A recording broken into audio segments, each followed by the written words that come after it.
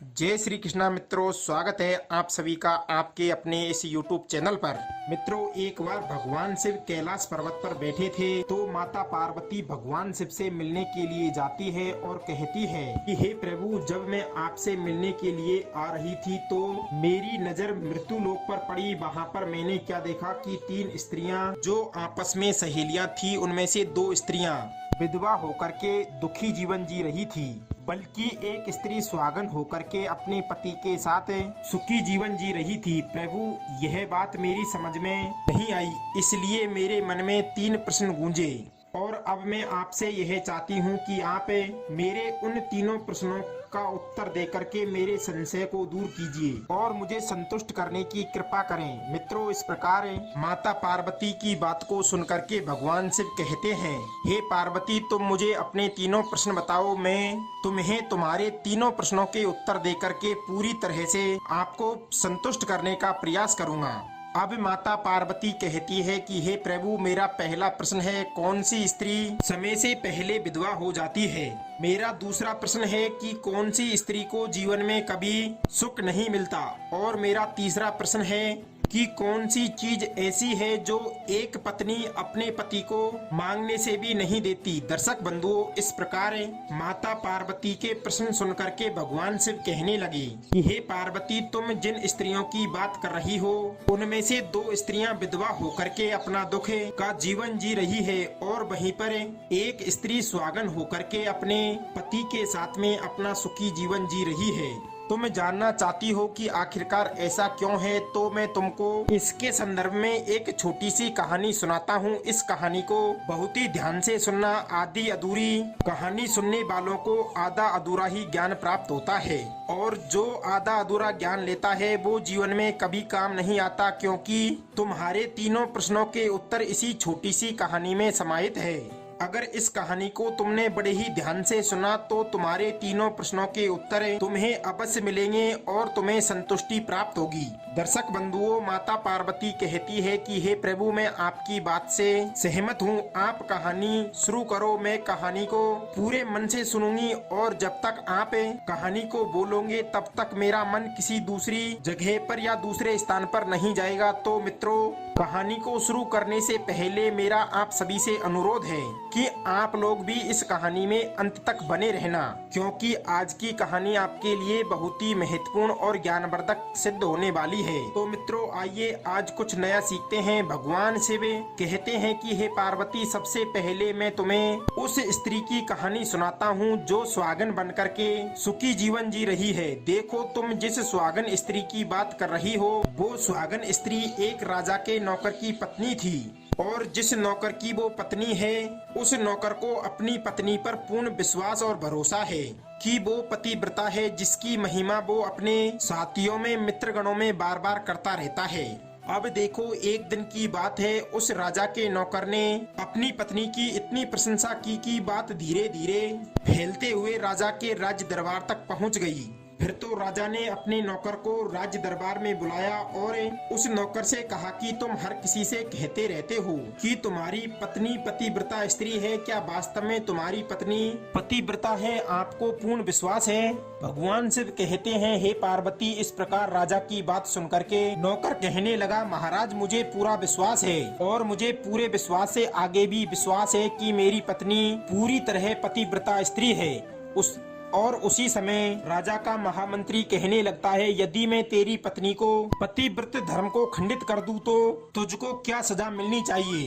फिर तो उस नौकर ने कहा कि यदि तुम मेरी पत्नी का पतिव्रता धर्म खंडित कर देते हो तो महाराज मुझे फांसी लगा देगा। अब उधर वो राजा का नौकर भी उस मंत्री से कहता है, यदि महाराज ये मेरी पत्नी का पतिव्रता धर्म खंडित नहीं कर पाया तो इनको क्या सजा मिलनी चाहिए? तो राजा ने कहा कि यदि ऐसा नहीं कर पाए तो मंत्री को भी फांसी की सजा दी जाएगी। भगवान शिव कहते हैं, हे पार्वती, इस प्रकार से मंत्री ने भी स्वीकार कर लिया और नौकर ने से पूछा कि मैं क्या ऐसी वस्तु लेकर के आऊं कि तू माने कि मैं तुम्हारी पत्नी का पतिव्रता धर्म खंडित करने में सफल हो गया हूँ। तो नौकर ने कहा कि हे मंत्री, तुम मेरे घर पर जाकर के मेरे विवाह के समय के मुझे एक पटका और एक कटार मिली थी, जो दूल्हे को देते हैं वो मेरी पत्नी ने बहुत ही अच्छी तरीके से संभाल कर रखी है, जो सुहागिन स्त्री के सुहाग की निशानी मानी जाती है। इसलिए यदि तू मुझको उस पटके को और कटार को ला करके दिखा दे तो मैं मान जाऊंगा कि तूने मेरी पत्नी का धर्म पूरी तरीके से नष्ट कर दिया है। अब भगवान शिव कहते हैं, हे पार्वती, शर्त स्वीकार हो जाने के बाद में वो मंत्री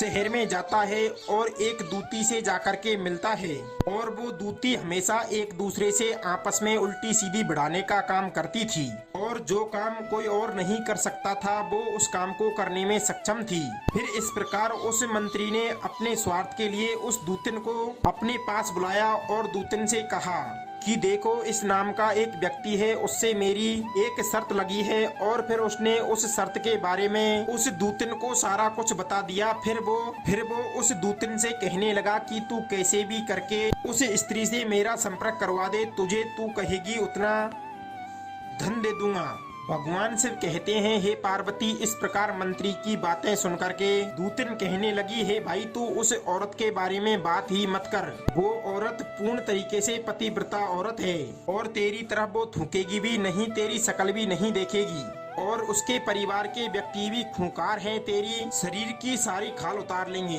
तब वो मंत्री भी कहने लगा, चल ठीक है, यदि तू उससे मेरा संपर्क नहीं करवा सकती है तो एक काम कर दे, उसके घर से जाकर के पटका और कटारी दोनों को चुरा करके ला दे, और उसकी पत्नी के गुप्तांग के पास में यदि कोई चिन्ह हो तो वो चिन्ह भी मुझे देख करके बता दे, और फिर मैं तुझे उसके बदले में मुंह मांगा इनाम दूंगा। भगवान शिव कहते हैं, हे पार्वती, ये बात उस दूतन के समझ में आ गई।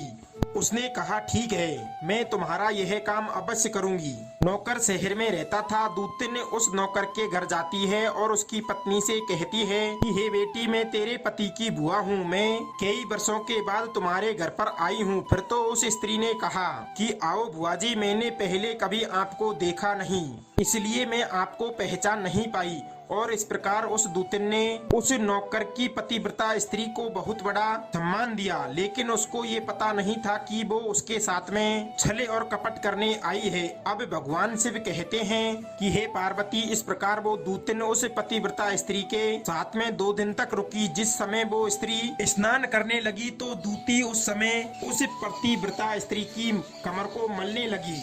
उस पतिव्रता स्त्री ने बहुत मना किया, फिर भी वो दूत ने नहीं मानी और कहने लगी, मुझे तो तुम अपनी मेरी सगी बेटी से भी प्यारी लगती हो और तुम मना मत करो। काफी दिनों के बाद में मेरी और तुम्हारी मुलाकात पहली बार हुई है। अब इस प्रकार कहते हुए वो दूतन मुख पर हाथ फिराने लगी। फिर आँखन को धोने के बहाने से उस दूतन ने उस पतिव्रता स्त्री की आँखों के ऊपर पानी मार दिया, जिससे कि उस स्त्री की आँखें बंद हो गई। इस प्रकार गुप्तांग में जांग के पास उस पतिव्रता स्त्री के एक तिल था, जो दूतन ने देख लिया। बस उसका काम बन गया। उधर स्नान करने के बाद में जब वो पतिव्रता स्त्री रसोई में खाना बनाने गई तो उस दूतन को मौका मिल गया। उसने तुरंत ही पटका और कटार उस नौकर के घर से चुरा ली और वहाँ से एकदम से भाग गई। और जाकर के दूतन ने वो पटका और वो कटार उस मंत्री को जाकर के दे दिए और उस पतिव्रता स्त्री के जांग पर से तिल की निशानी के बारे में भी बता दिया। भगवान शिव कहते हैं, हे पार्वती, फिर वो मंत्री पटका और कटार लेकर के सीधा ही राजा के राज्य दरबार में पहुंचा और राजा से जाकर के कहा कि महाराज, मैंने नौकर की पत्नी के पास जाकर 2 दिन बिताए हैं और ये पटका तथा ये कटारी उसी के हाथों से यहाँ पर लेकर के आया हूँ। फिर तो राजा ने महल में दरबार लगाया और उस नौकर को बुलाया तथा महामंत्री से राजा ने उस पटके को और उस कटार को नौकर को दिखाने के लिए कहा। फिर राजा की आज्ञा पाकर के मंत्री ने उस राजा को पटका और कटार दिखाई और कहा कि उसकी पत्नी की जांघ पर एक तिल का निशान है, उसके बारे में भी बताया। तब वो नौकर मान गया कि वास्तव में आज मेरी पत्नी ने पतिव्रता धर्म आज पूरी तरीके से भंग करवा लिया है।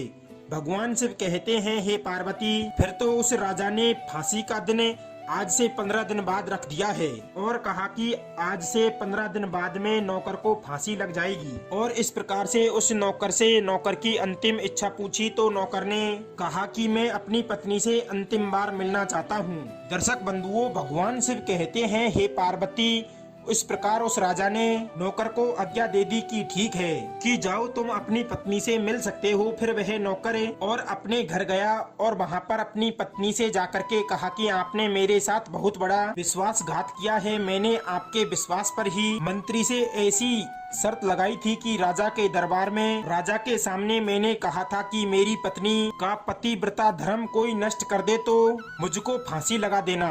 अब 15 दिन के बाद मुझे फांसी पर लटकाया जाएगा और मेरे साथ विश्वासघात करके तुमने ठीक नहीं किया है। भगवान शिव कहते हैं, हे पार्वती, उस पतिव्रता स्त्री ने उस नौकर को सारी बातें बता दी, लेकिन उस नौकर को विश्वास नहीं हुआ और पुनः वो राजा के राज्य दरबार में पहुंच गया। फिर नौकर वापस जाकर राज्य दरबार में पहुंचा तो राजा के दरबार में उसको कैद में डलवा दिया गया।